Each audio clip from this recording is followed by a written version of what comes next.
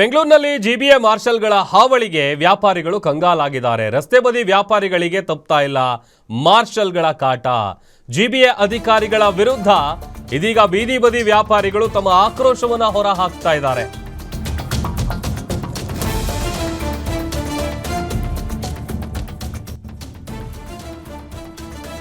GBA ಮಾರ್ಷಲ್ಗಳ ಹಾವಳಿಗೆ ಕಂಗಾಲಾಗಿದ್ದಾರೆ ಬೀದಿ ಬದಿ ವ್ಯಾಪಾರಸ್ಥರು.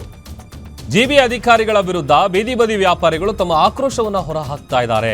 ಯಾಕಂತಂದ್ರೆ ಬೀದಿ ಬದಿ ವ್ಯಾಪಾರಿಗಳಿಗೆ ವರ್ಷ ಕಳೆದರೂ ಕೂಡ ಐಡಿ ಕಾರ್ಡ್ಗಳನ್ನು ಕೊಡ್ತಿಲ್ಲ. ಐಡಿ ಇಲ್ಲದೆ ವ್ಯಾಪಾರ ಮಾಡೋದಕ್ಕೆ ಮಾರ್ಷಲ್ಗಳು ಬಿಡ್ತಿಲ್ಲ. ದೇವರು ಕೊಟ್ಟರು ಪೂಜಾರಿ ಕೊಡದ ಹಾಗೆ ಆಗಿದೆ ವ್ಯಾಪಾರಿಗಳ ಪರಿಸ್ಥಿತಿ. ಸರ್ಕಾರ ಆದೇಶ ಕೊಟ್ಟಿದೆ ವ್ಯಾಪಾರ ಮಾಡೋದಕ್ಕೆ ಬಿಡಬೇಕು, ಆದರೆ ಇಲ್ಲಿ ವ್ಯಾಪಾರ ಮಾಡೋದಕ್ಕೆ ಬಿಡದೆ ಕಾಟ ಕೊಡ್ತಾ ಇದ್ದಾರೆ.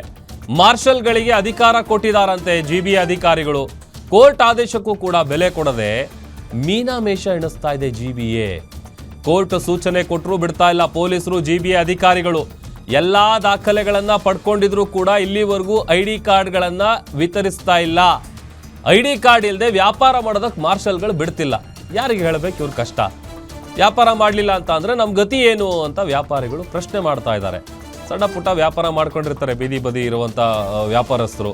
ಆದರೆ ಗ್ರೇಟರ್ ಬೆಂಗಳೂರು ಅಥಾರಿಟಿ ಅಧಿಕಾರಿಗಳ ವಿರುದ್ಧ ಇದೀಗ ಆಕ್ರೋಶವನ್ನು ಹೊರ ಹಾಕ್ತಾ ಇದ್ದಾರೆ. ಹೆಚ್ಚು ಕಡಿಮೆ ಒಂದು ವರ್ಷ ಆಗ್ತಾ ಬಂತು, ಆದರೂ ಕೂಡ ಐಡಿ ಕಾರ್ಡ್ಗಳನ್ನು ಕೊಟ್ಟಿಲ್ಲ. ಆಮೇಲೆ ಐಡಿ ಕಾರ್ಡ್ಗೆ ಬೇಕಾದಂಥ ಡಾಕ್ಯುಮೆಂಟ್ಸ್ಗಳೇನಿರುತ್ತೆ ಅದೆಲ್ಲವನ್ನು ಕೂಡ ಕೊಟ್ಟಿದ್ದಾರೆ. ಈಗ ಐಡಿ ಕೊಡಿ ಅಂತ ಅಂದರೆ ಐಡಿ ಕೊಡ್ತಿಲ್ಲ, ಬಟ್ ಇಲ್ಲಿ ಐಡಿ ಕಾರ್ಡ್ ಇಲ್ಲದೆ ವ್ಯಾಪಾರ ಮಾಡೋದಕ್ಕೆ ಮಾರ್ಷಲ್ಗಳು ಬಿಡ್ತಾ ಇಲ್ಲ. I don't understand this. ಈಗ ಮೊದಲಿಂದ ಅವರು ಬೀದಿ ವ್ಯಾಪಾರ ಮಾಡ್ತಾ ಇದ್ದಾರೆ, ಆವಾಗ ಅವರು ಏನು ಕಾರ್ಡ್ ಎಲ್ಲ ಕೇಳಿಲ್ಲ. ನಾವು ಅದನ್ನು ರೆಗ್ಯುಲರೈಸ್ ಮಾಡಲಿಕ್ಕೆ ಹೇಗೆ ಮಾಡುವುದು ವ್ಯವಸ್ಥೆ ಮಾಡಿಬಿಟ್ಟು ಐಡೆಂಟಿಫಿಕೇಶನ್ ಮತ್ತು ಸರ್ವೆ ಮಾಡಿಟ್ಟಿದ್ದೀವಿ. ನಾವು ಕೊಡ್ತೇವೆ, ಬೇಗನೆ ಕೊಡ್ತೀವಿ. ಯಾಕಂದರೆ ಕೆಲವು ಜಾಗದಲ್ಲಿ ನಾವು ನೋಡಿದ್ದೇವೆ, ಭಾಳಷ್ಟು ಜನರು ಪೆಡೆಸ್ಟ್ರಿಯನ್ಸಿಗೆ ನಡಿಲಿಕ್ಕೆ ಸಹ ವ್ಯವಸ್ಥೆ ಮಾಡ್ತಾ ಇಲ್ಲ.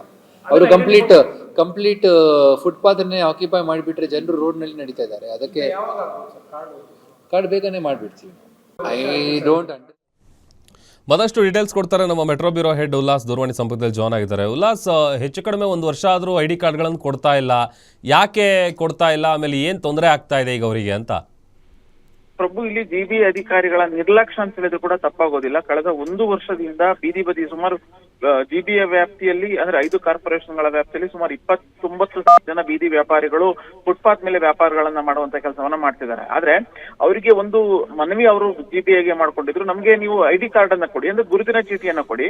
ಅಂದ್ರೆ ಗುರುತಿನ ಚೀಟಿಯನ್ನ ಕೊಟ್ಟಾಗ ನಾವು ಅಫಿಷಿಯಲಿ ಬೀದಿ ಬದಿ ವ್ಯಾಪಾರಿ ಅಂತ ಹೇಳಿ ನಾವು ಅನ್ಸ್ಕೊಳ್ತೀವಿ. ಆಗ ನಮ್ಗೆ ಪೊಲೀಸರಿಂದ ಆಗಿರ್ಬೋದು ಅಥವಾ ಜಿಬಿಎನ ಮಾರ್ಷಲ್ಗಳಿಂದ ಅಥವಾ ಜಿಬಿಎನ ಅಧಿಕಾರಿಗಳಿಂದ ಆಗ್ತಾ ಇರುವಂತ ಕಿರುಕುಳ ತಪ್ಪುತ್ತೆ ಅನ್ನುವಂತ ಒಂದು ಮನವಿಯನ್ನ ಮಾಡಿದ್ರು.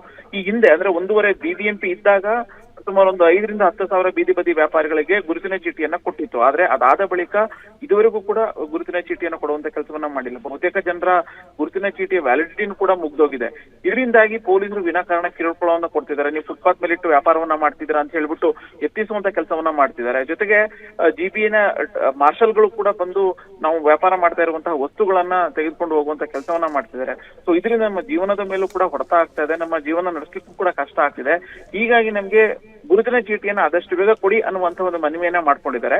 ಸೊ ಈ ಕುರಿತಂತೆ ಜಿಬಿಎ ಮುಖ್ಯ ಆಯುಕ್ತ ಮಹೇಶ್ವರ ರಾವ್ ಕೂಡ ಹೇಳಿರುವಂತದ್ದು, ಈಗಾಗಲೇ ನಾವು ಸರ್ವೆಯನ್ನ ಮಾಡ್ತಾ ಇದೀವಿ, ಅತಿ ಶೀಘ್ರದಲ್ಲೇ ನಾವು ಬೀದಿ ಬದಿ ವ್ಯಾಪಾರಿಗಳನ್ನ ಎಷ್ಟು ಸಂಖ್ಯೆಯಲ್ಲಿದ್ದಾರೆ, ಯಾವ್ಯಾವ ಪಾಲಿಕೆಯಲ್ಲಿ ಎಷ್ಟಿದ್ದಾರೆ ಅನ್ನುವಂಥದ್ದು ಗೊತ್ತಾಗುತ್ತೆ. ಸೊ ಆದಷ್ಟು ಬೇಗ ಗುರುತಿನ ಚೀಟಿಯನ್ನ ಕೊಡ್ತೀವಿ ಅನ್ನುವಂತ ಒಂದು ಮಾತನ್ನ ಹೇಳ್ತಾ ಇರುವಂತದ್ದು. ಪ್ರಭು, ಓಕೆ, ಥ್ಯಾಂಕ್ ಯು ಉಲ್ಲಾಸ್ ನೀವೆಲ್ಲ ಡೀಟೇಲ್ಸ್ಗಾಗಿ.